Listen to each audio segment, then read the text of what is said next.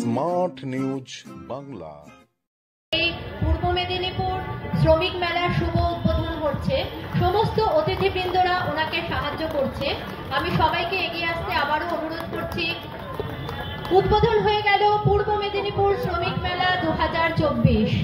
মাননীয় রাষ্ট্রমন্ত্রী শ্রী অখিল গিরি মহাশয়ের হাত ধরে উদ্বোধন হয়ে গেল পূর্ব মেদিনীপুর শ্রমিক মেলা 2024। ওনাকে সাহায্য করছেন আমাদের বিশেষ অতিথিবৃন্দরা। পূর্ব মেদিনীপুর আমাদের মধ্যে যে ইন্ডাস্ট্রি আছে তার পাশে আমরা রয়েছি, গিয়ে দাঁড়াই যাতে কোনোভাবে কোনো সমস্যা না হয়। যে আমরা কিন্তু লাগাতার এখানে সিওডি 22 সালের জুলাই থেকে কিন্তু জানুয়ারি পর্যন্ত 2024-এ আমরা 30টা সিওডি সই করেছি। তাই যারা গন্ডগোল করছেন তাদেরও একটু সতর্ক করতে চাই জেলা শাসক হিসাবে, যে আলোচনায় আসুন, গন্ডগোল করবেন না।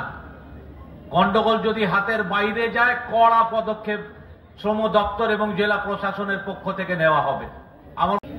তো এখানে আমাদের আশা থাকবে যেভাবে মালিক এবং শ্রমিক আপনারা যে সুন্দরভাবে এই পরিবেশটা রয়েছে সেটাকে বজায় রাখা।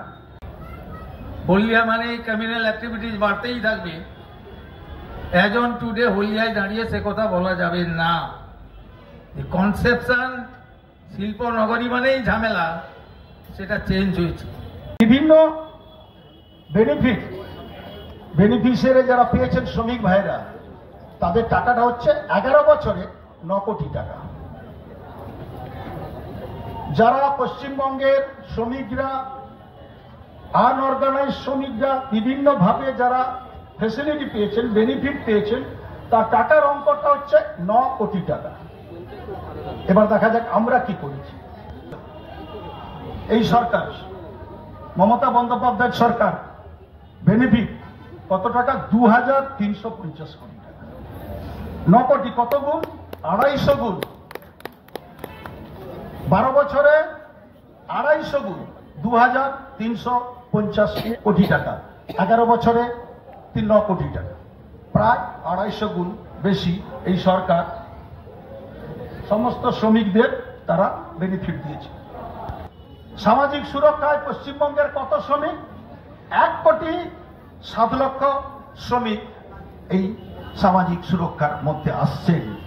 তারা একটা টাকা তাদের দিতে হয় না। 1,07,00,000 শ্রমিক তারা সামাজিক সুরক্ষার মধ্যে এসেছেন।